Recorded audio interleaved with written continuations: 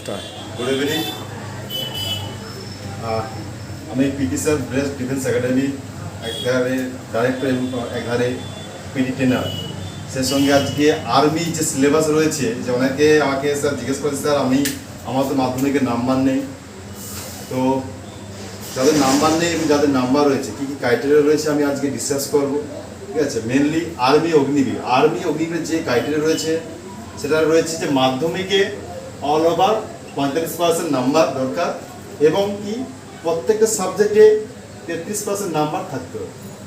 যদি এই ক্রাইটেরিয়ার মধ্যে যদি কারোর ম্যাচ হয় তবেই তুমি army Agniveer form fill up করতে পারবে, নতুবা এসএসসি জিডি যার মধ্যে রয়েছে বিএসএফ, সিএসএফ এবং আইডিএপি বা অন্যান্য রয়েছে পোস্টিং। যাই হোক, যেহেতু মাধ্যমিকের নাম্বার এমনি বেসিক যেগুলো রয়েছে সেটা কি এত পাস, অনলি পাস, সেটা ক্ষেত্রে তুমি এটা ক্লিয়ারেন্স করতে পারবে। কিন্তু এখানে ক্রাইটেরিয়া কী রয়েছে, এখানে 150 নাম্বার ও 160 নাম্বার রয়েছে এবং এটা যদি কোয়ালিফাইড করা হয় তবে তুমি মাঠের জন্য ডাক পাবে।